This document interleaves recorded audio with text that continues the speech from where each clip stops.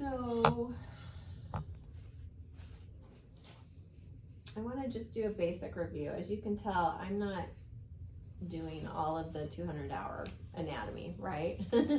This is, again, just a brief overview, but maybe a little different perspective on anatomy. I think it's good to revisit the 4 basic tissues that are formed embryonically. It's muscular, epithelial, nervous, and connective. So there's that last one, connective tissue, the fascia. And don't ask me why the last, before 10 years ago, we just eliminated that from any conversation of anatomy. So now it's coming in to be an extremely important conversation. But before we get there, the musculoskeletal system is what we're more familiar with as yoga teachers. We've learned about the importance of structure and then the function, right? So the movement, the stability and the mobility.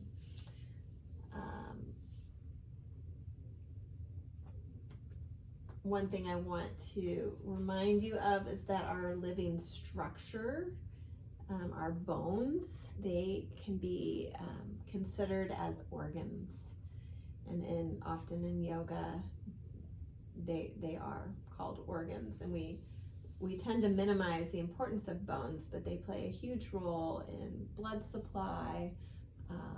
The bone marrow is really important for immunity as well. And in this practice, the bones are transmitting force. They're transmitting, the weight against gravity. So alignment again comes back into the conversation of how do we stack our joints and what happens when we don't, right? There's times where we do and times where we don't. And so that leads me to the conversation of joint congruency. Is anybody familiar with that term? To be congruent? All right, who's going to read that first little bullet point? The definition, the measurement of 2 opposing joint surfaces as they relate to one another, considering the 3D shaped contour of each bone at their interface. It's the joint's capability to distribute an applied load, think gravity, from a purely geometrical perspective. Right. So basically it's a puzzle piece, right? You've got the head of the femur, you've got the head of the tibia, and they can be congruent or not, right? So they can fit together in a way that the brain, the nervous system says, oh, we're safe, we're working, we're functioning, we're in alignment, or there's some torsion, right? There could be some tibial torsion, and these pieces aren't necessarily congruent. This joint is struggling a bit. And what does that look like? Pain, limited range of motion, dysfunction of movement, uncoordinated movement. And so alignment is taught in yoga for that reason.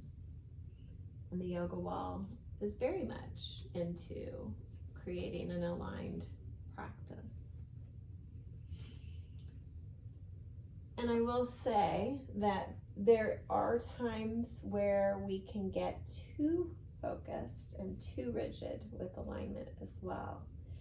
And so as yoga has evolved, we have some very strict lineage practices with alignment, and then we have some very loosey-goosey, flowy, right? Like just feel your way through. So I always say take it all in, because one isn't better than the other,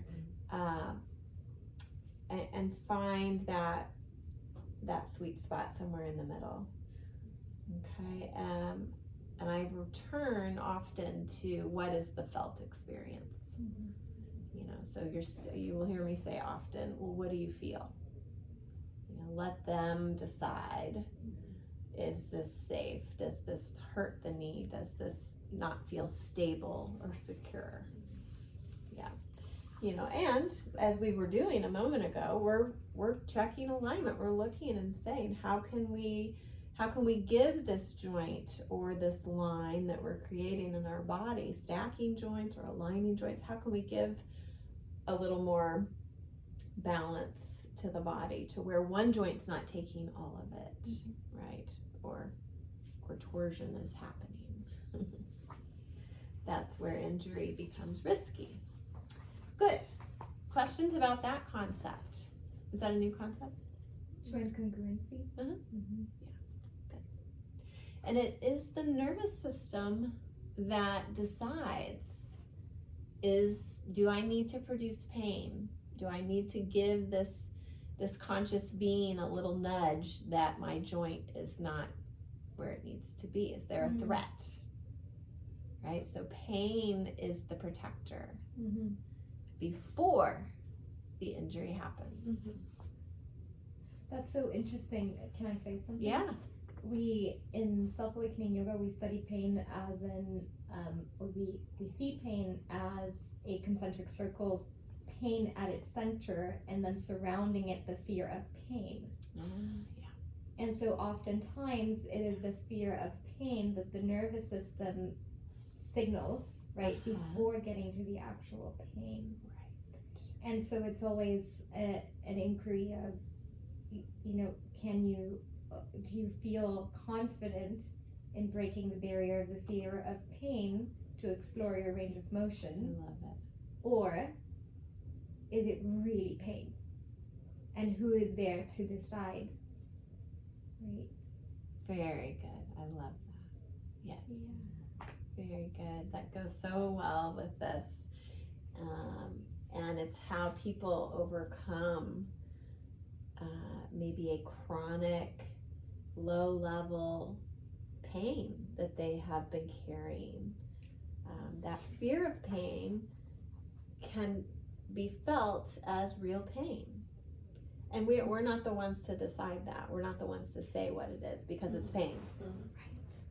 And oftentimes in our journey to keep ourselves from experiencing that pain and that fear, we often cause injury elsewhere because we're holding one side of our body or one part of our body or something in a way out of fear, and so we're overcompensating with the other half or something, and so you create this imbalance without even consciously being aware of like why this is happening. You're going right into my posture conversation with pain. I love it. Yes, from compensation to decompensation, where things no longer serve the greater good of the body and the posture, right? Pain shows up, injury starts to happen. Good. Yay. So, okay. So, one more thing about that, Prema, is that I'll often say, is it uncomfortable? Like not familiar? Or is it true pain? Right? And so oftentimes we have to do a little education about how do I know? How do I know the difference? Right? So sharp and burning and, something's gonna snap. Right? That is a threat, right? This very pinpointed experience. Something more along the dull, achy, broad. We kind of sit with that and explore that because that's not a, right? That's not a, something's gonna break, right? It's not as big of a threat. It's more of just an uncomfortable, yeah. And you're recording for her? Okay, thanks.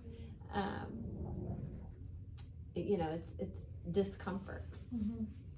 And often in the journey of yoga and exploring these boundaries and working with our own sufferings and pain, we have to get uncomfortable, right? And only when we're ready, only when we're in a space that we can feel safe to explore those boundaries. And it could be very incrementally, you know.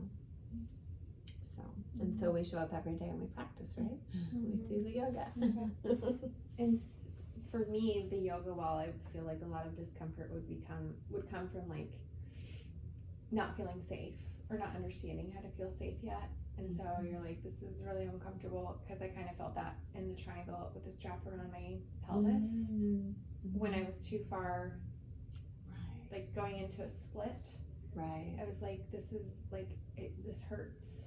Mm. But it wasn't. I was just doing it wrong, and I didn't know how to do it better. And once we figured out that it was just, I needed to close that strap, and then I got into it, I was like, oh, now I feel safe. I'm not going to fall over, and I'm doing it right. Like, Yeah. so it's sometimes that discomfort Right. in your body comes from just that fear. Very good. Good. Okay. So types of joints. I feel like this is 200 level, but let's go take a look real quick. It's is it 2 pages? It's 10, I think. 10, 11. Go to the picture on page 11. This is just a good reminder of the types of joints that we're working with. Did you learn this in 200 hour? Okay. I skipped through it. I mean, they did teach it, but I was like, philosophy. Yes. So it's always good to refresh. Yes. So I think the most important ones is understanding the hinge joint, right? So the elbow, right? It hinges one way, right? The knee is a hinge, right? The hip and the shoulder are your ball and socket joints. And what's really, I should have brought my skelly out here. my skeleton. Do you want me to go get it? That's okay. I think we've all studied anatomy, right? Yeah. You know, the shoulder, the glenohumeral joint is very shallow. You've got just a little bit of a concavity with the head of the humerus there. So it really has this wide range of motion. Whereas your hip socket, the pelvis, has a deeper acetabulum, right? So the head of the femur fits here, but there is a little more limitation, right, as it moves. And something else I want you to look at in my wrist here is that our angle of the head of the femur, where our thigh bone drops down, like this is my thigh bone, this angle varies. So it could be that you have kind of a narrow or a wider angle here, or you've got a deeper angle, right? And that's going to change the range of motion of the thigh bones, right? So some people will never be able to lay their knees on the floor because there's bone on bone restricting. Pelvic variation, which is our next page. And the same would be true for the shoulder, because the acromion process can be good, like really big or very small, and depending on that, Right. the socket rotation. Correct. Or no. Correct. So I've often gotten into anatomical discussions and debates with other movement practitioners, like Pilates. Well, why can you go do this? Can you do that? Why don't we do? And I said, I have a pelvic variation that doesn't allow me to do that. And and she wasn't trained that way. So there's other practices that expect all bodies to move and do the same, right? And what we know as functional movement and functional anatomy evolved is that just looking at the pelvis itself, that's a lot of variation. So the width and the depth of the hip sockets, the angle of the femur head, which is not shown here, so many different variations. So when working with joints, we are expecting everybody's hips to maybe look and do something a little different, right? I love that quote at the bottom. Which one? This, you must have the courage and self-confidence to explore and alter your practice. The technique was born for the body was not born for the technique. Yes. I love that. Yes. So Dr. Motoyama, he is quoted a lot in my yin yoga training, and he's kind of the father of bringing the meridians into the yoga practice for yin yoga. Yeah.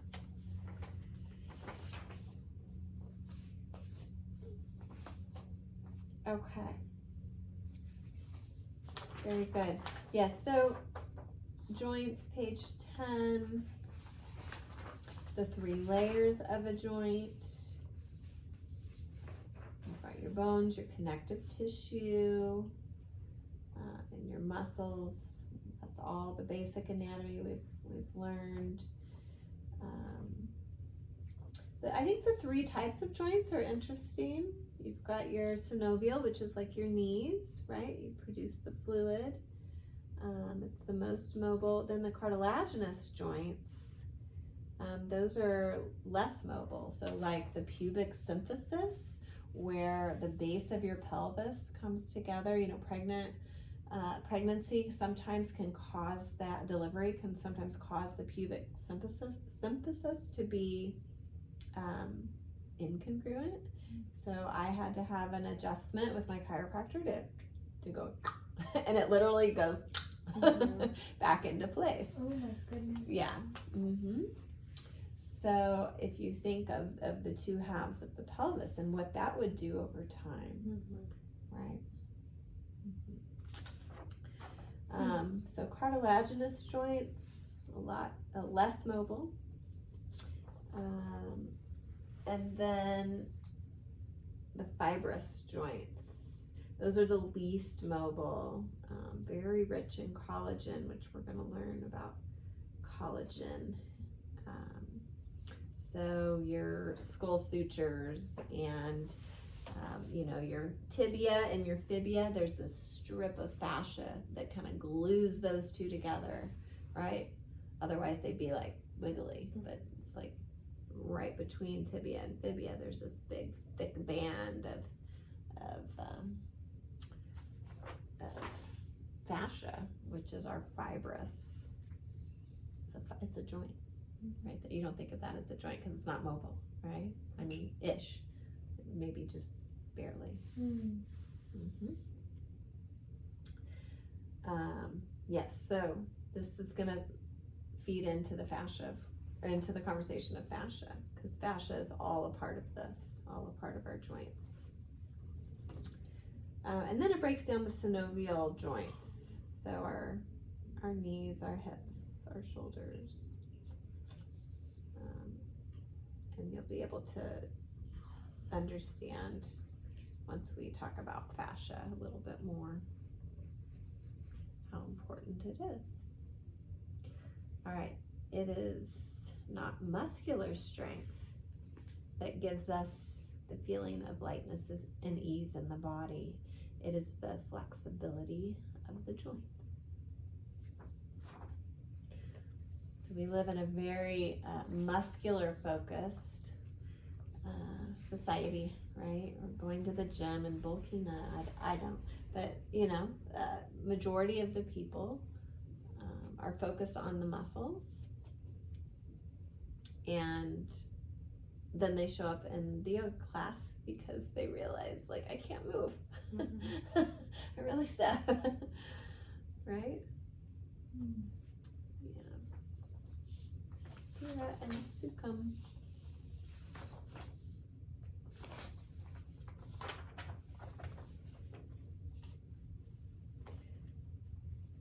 Okay.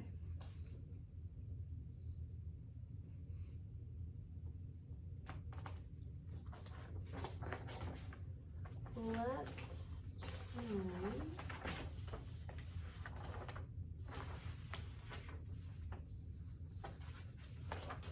to the fascia on page 13.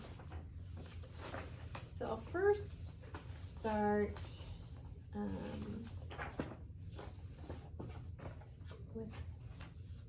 with breaking down the neuromyofascial web.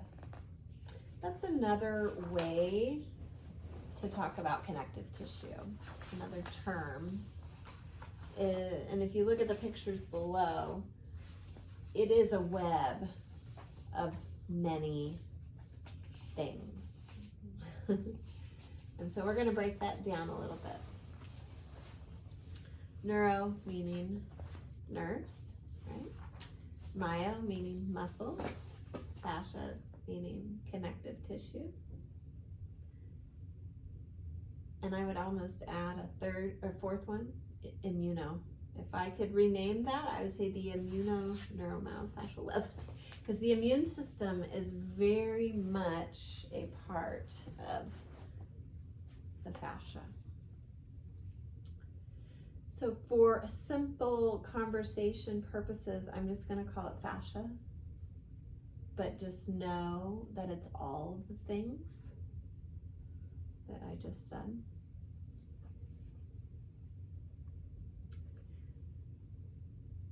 When blood, I'll just read that paragraph. When blood and lymphatic fluid flow freely, the tissues perform their physiological functions freely.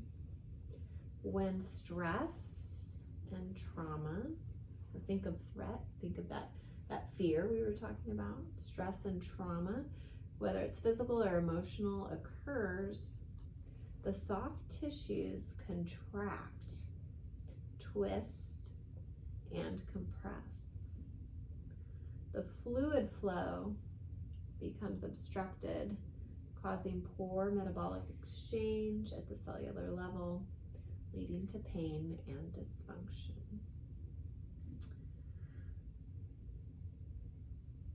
So if you revisit the very beginning of that, it says when blood and lymphatic fluid flow freely, all the functions are free, right? So it could kind of be like a chicken or the egg thing, though, right? The common factor is stress, trauma, whether it be a physical stressor in the body, so maybe they have a chronic illness, they have an inflammatory issue, right? That's stress. That can cause pain, that can cause dysfunction. It can disrupt flow of blood and lymph. And in Chinese medicine, in some of the yin training I've taken, blood flow is akin to the flow of qi.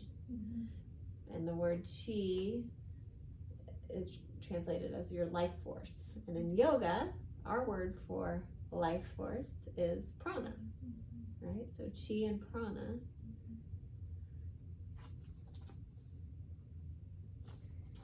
So in yoga, we often think prana is air and breath. And in Chinese medicine, they say yes and blood flow. Because if you think of the oxygen coming, if you're going to be real anatomical, the oxygen coming in circulates through the blood to all the cells at the cellular level, cellular function. So if you don't have healthy cells, you don't have healthy tissues. If you don't have healthy tissues, you don't have healthy organs, right? And so on. Okay. Connective tissue is where all of this occurs. Connective tissue, fascia, is both a system and a tissue. It's both a function, it has function, and it provides structure. I like the Fascia Research Congress definition. It says connective tissue is an electrically, eyes are being weird now. Who wants to read that? It's an electrically conducting, water structuring, contracting, and expanding structure that regulates how cells function. Every organ, muscle, and bone in our body is formed by a framework of sponge-like material called connective tissue. All of our 100 trillion cells are nested within the spaces of this elaborately interconnected system of pockets and tubes. Wow. If you were to take premise fascia, and if you were a really good, what's the word? If you were in the anatomy lab, right, and you wanted to take the fascia right out and set it right next to her, it would look just like her. That's how much fascia is intertwined and interwoven in our entire body. That's amazing. It's so amazing. And we've been ignoring it for how long? Right? We're just now figuring out how important it is. Yeah. And there's an article that says that they can actually measure the electrical flow, like chi, through the fascia. So acupuncture is in the fascia. Yeah. So as a system, it connects and separates. It defines boundaries of different organs, right? Different pieces and parts of the body. It creates environments and relationships. It binds other tissues together. It's connected to the lymph, the immune and endocrine systems, hormones. It contains 10 times more nerve endings than a muscle. So when you wake up in the morning, if you've had a rigorous practice and you wake up in the morning and you're in your bed and you're stretching, you're like, I am so sore from what I did yesterday. That's your fascia. People always say, my muscles are sore. Well, before 10 years ago, that's all we understood. Now we know that sensory neurons, those sensory neurons picking up on soreness, is coming from our fascia.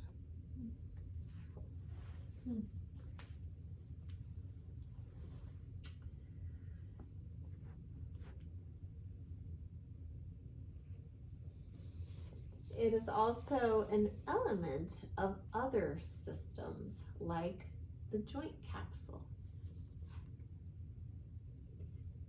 tendons, ligaments, the meninges, the pleura of the lungs, the pericardium of the heart, the peritoneum of the abdomen.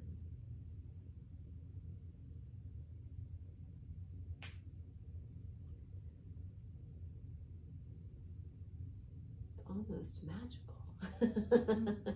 Really, it's living tissue, and they're thinking about elevating fascia to organ status because of the function of all of the things that take place with immune system, hormones, lymphatic flow, all of that. Is there a way to cue fascia? From my experience, there is a way, and we come back to finding and I teach it a lot in my yin class, because that, Paul Grilly's work and all of that is focused on fascia, and I cue to feel for the broad fascial tug.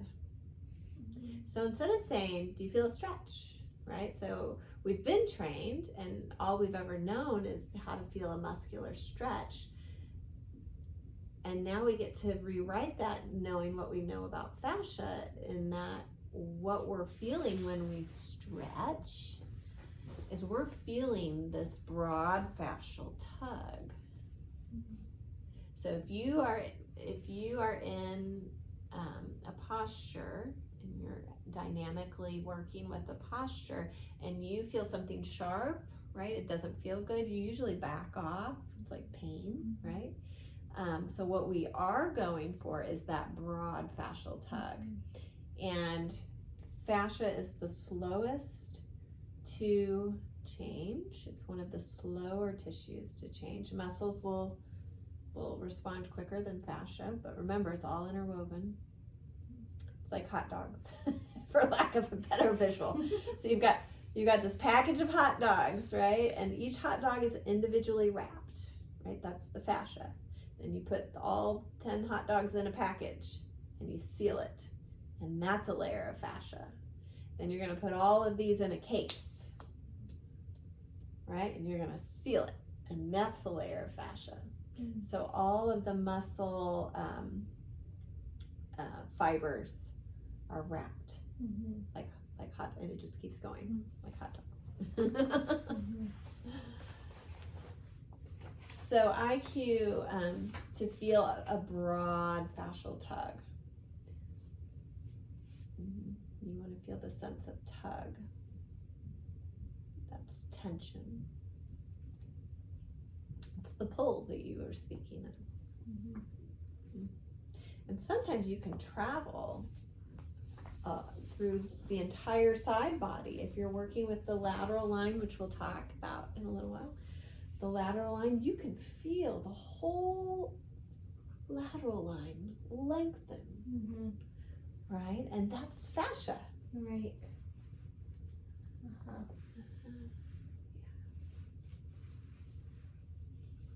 Yeah, because it's not a muscular. I mean, it is the muscle lengthening, but it's only a byproduct of the fascia broadening. Correct? You got it. So if you have someone that has a lot of inflammation happening, their fascia is not going to be very forgiving. They don't want to move. They don't want to explore that fascial tug because their inflammatory process is preventing that. It's creating, it's like chicken or the egg. There's some sort of situation in the fascia that's not going well, right? It's either it's either poor perfusion, like it's not getting enough oxygen, it's not getting enough nutrients, it's toxic, like there's something going on. And so, people that have this systemic inflammatory response, they don't move as well. They come to really try to just move in gentle ways that don't cause a lot of pain. Do you see people like that? Yeah. And yet, to work with the fascia with those people is highly beneficial. So always finding that sweet spot of, can you feel a little bit of fascial tug, a little bit of lengthening on your right side body, not too much. Less is more with fascia. That's what I'm gathering. Okay. So if we were doing our opening breath, right? So remember that one? That's like all this tight, sticky glue right through here, right? It restricts. I felt. Yeah, and it restricts breathing, right? So your arm line,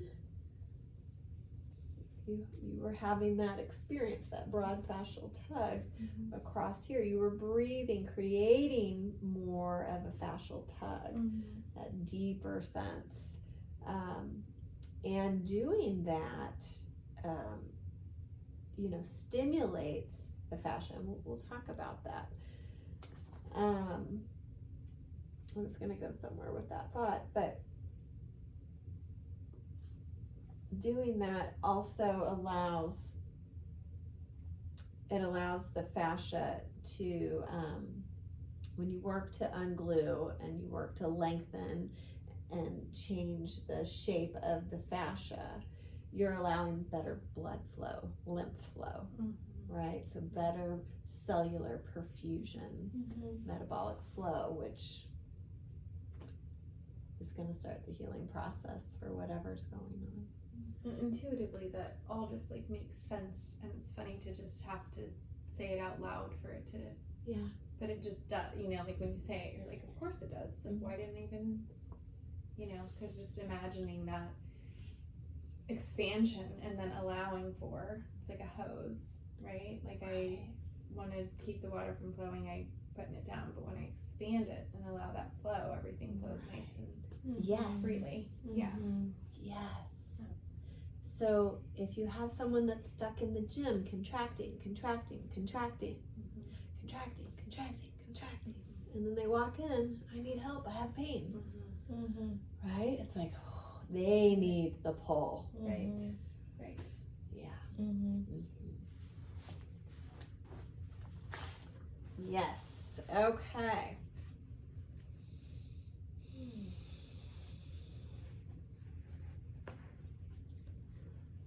Something that's very informing for me right now, like it's linking a lot of neural patterns in my mind, which is awesome, is prana for me was usually in the context of life and death, and understanding prana and the absence of prana. That was that was how I was taught to see prana through the absence of it. So it's easier to understand prana through the absence of it. You know, somebody is alive and then they take their final breath and their body is still there, but life force is not. And it's the breath, is the blood and everything. So that is how I usually perceived it. Now what's lighting me up from the inside is all the in-betweenness between life and death, or death and life. And you know, your heart is beating and your muscles are contracting, but something's starving from the inside, or something is thirsty for that life force, but your heart is beating. Like you clearly have prana going on, right? But something inside the fascia myo is thirsty and needs that water from the hose. So it's incredibly, I wanted to speak it out loud too, because it just opened this whole exploration for me of what happens in between life and death, and how we can be like dying instead of living while we're living. Exactly. Well, it also like speaks a lot to intentionality also, where I think of that. So my husband is the like contracting, and then all of a sudden like, my butt, like I can't, like he gets up from the couch, he's like, rah, and then he just says, I'm getting old. And I'm like, but Ari, like, is that the thing? And so like putting intentionality behind like, okay, I'm just getting old, as opposed to like, what are these physical things? Like, yes, you're strong physically, right? And like when we try to do yoga together, it's like he gives up and quits. And it's like, but you have to like put the intentionality behind all of those practices within the living, right? So it's like you have to intentionally be stronger in body, mind, and spirit, each one, in order for that to create the whole, like you were talking about the life and death, the black and white, but then creating those little pieces in between and adding to. I think that's a very lovely thought about intentionality and purpose in our everyday decisions and choices, and like how we choose to bring forth that prana, that life force. Like, how do we live each day in that essence of being, you know? So I think that's a really cool. I love that, Gigi, and that takes me back to the very first thing we discussed in our philosophy.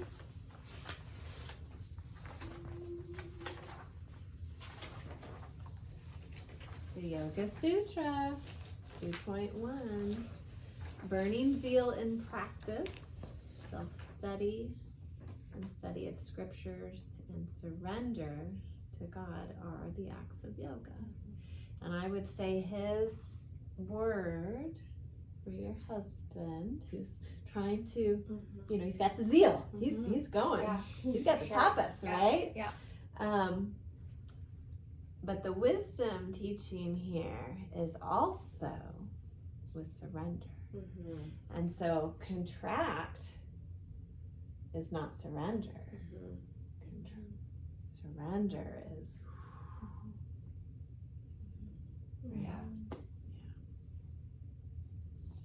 so I will cue surrender to gravity.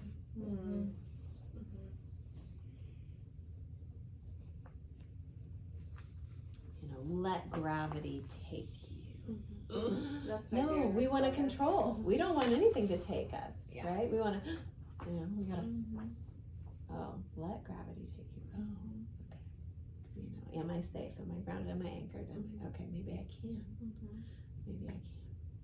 And that's mind over everything, because I do that all the time in restorative. It's like, let gravity do the work. You just trust in your props and trust in the ground that everything's going to hold you and keep you in place. And you, I love surrender. I've never used surrender, but I love that as a cue, just like surrender to gravity and allow that. And that's the hardest part of restorative for folks, is like that surrender. Hard for anybody.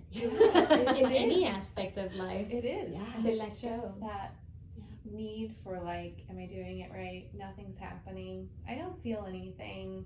Like all of these different things, and it's like, because you're still thinking about it. Like, stop thinking about it and just surrender to it and allow it to be. Just let it be, right? Like, and I also feel like as teachers we can say things 1,008 times, and one day the student goes, what did you just say? Or they're like, I feel this, you know. And so that, as a teacher, we hold space for that moment, you know. We keep teaching and sharing the wisdom, and cueing and just trust. We have to surrender and trust that the yoga is doing the work.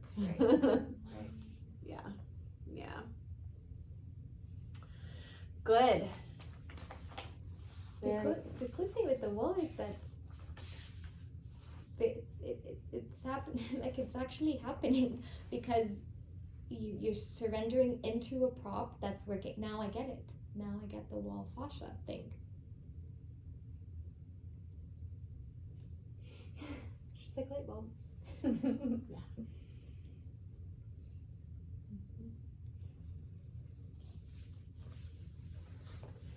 Properties. There are physical and mechanical properties. Sorry, where are we again? We're just on fascia. We're going to turn the page in just a second. Page, what is that, 13? 13. And you can feel it. You can feel the elasticity of your fascia. That pull, that, you know, what we used to call stretch. We probably still say stretch, because people can identify to that. But I try to bring in current conversation now that we know. Viscosity, do you know what viscosity is? It's a thickness. So if you think of soft butter, you can put your fingerprint in it, you know, and then you set it on the counter and it's, you know, 80 degrees in the house, it gets thin, right? That's changing its viscosity. So its viscosity is getting thinner. It's still a thick liquid, right? Butter's still thick, or even coconut oil. That's a good one. Coconut oil is thick, and as you apply heat and you know, agitation, it can thin out. Right? Plasticity means it can hold form, shape. So like your Achilles tendon, it's not like, you know, a lot of that Achilles tendon is fascia, where the muscle and the fascia start to interweave and connect, and then, you know, it goes right into the calcaneus, right? It doesn't just, it's not just gooey and just, it doesn't spread way out. I mean, you can hold it, you can grip it, it doesn't change its shape. So it's holding a form, as well as it has some elasticity, right? Because you have to be able to stretch. There's that word, stretch. And it has strength. Your IT band, one of the strongest pieces of fascia. Please do not go get surgery on it. Have you heard about that? People like have IT band pain and they're going in and doing these little micro tears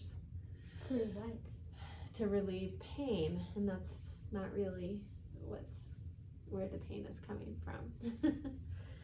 So your IT band is extremely strong because you want your hip, your femur, to stay in its socket, right? And so this IT band goes all the way up, right? It's creating that strength and that structure. So as another piece to the hip joint. People want to roll their IT bands and all of that, and that's fine. But you're not going to change the IT band. Like, it's there for a strong purpose. It needs to be thick and dense and strong. It's really about what's happening underneath. That's a different conversation. All right, so you've got your pictures there, which are from this book.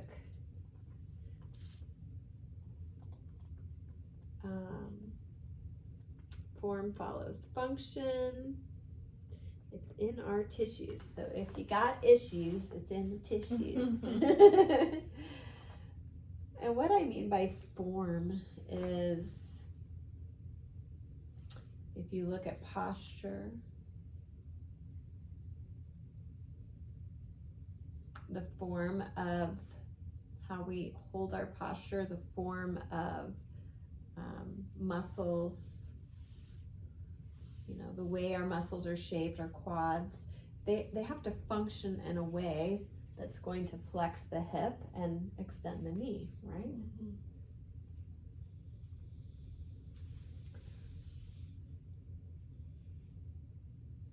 So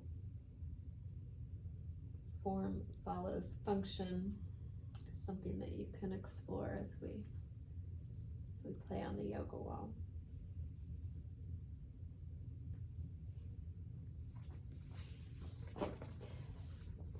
Yeah, we're not going to have healthy function, if our tissues are unhealthy, right?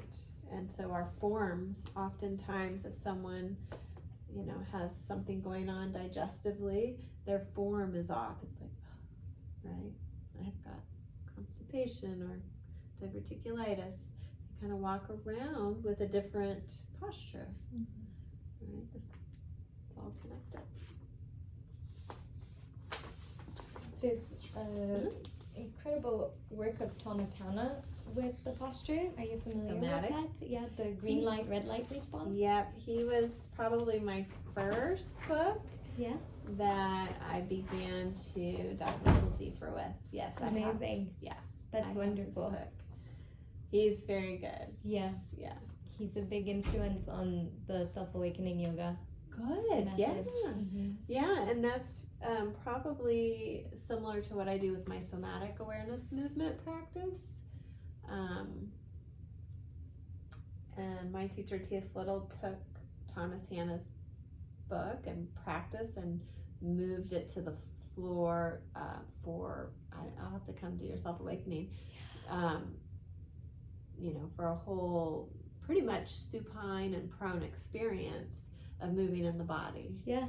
Yeah. Which is, I've seen, since you mentioned T.S. Little, Yeah. I've seen his video, his videos, Yeah. and it's so similar. Okay. It's, I'm sure that they are super complementary to each other. Yeah. I was incorporating some of that practice. It used to be really popular when I lived in Omaha. We would do like 2-hour workshops, and they were packed. Nice. And that was awesome. And then here, I've incorporated it into more of my nervous system resiliency work. So I brought in the conversation of the vagus nerve and how to do a little mind-body check-in around the vagus nerve and what neural state you're in, and paired that with the somatic movement, and I call it Sattva method. That's beautiful. Yeah. Yes, I'd love for you to come to I- Moving Yoga. Yes. It's on my list. Okay, let's see. We only have a little bit of time left because I'm going to get you out of here right at 5.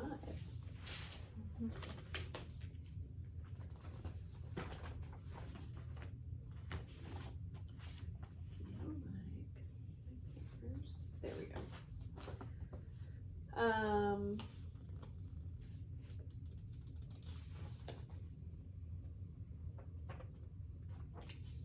We can finish the rest of our connective tissue discussion tomorrow.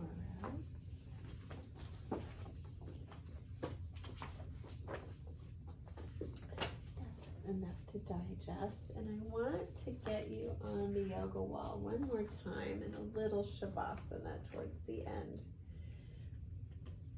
So let's go ahead and have 2 straps at P5 and a pelvic swing hooked up. Would it be okay if you demo it so I can film it for Amy? Sure. And then I'll do it after that, if that's okay? Yeah.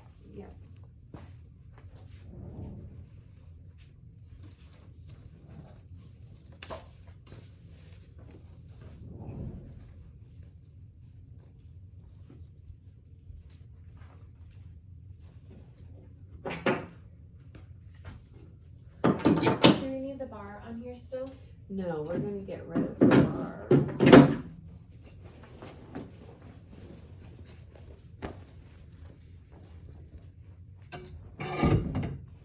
And is this the correct way that they enter back in here? Yeah, I usually, let's pull it out. And let's flip it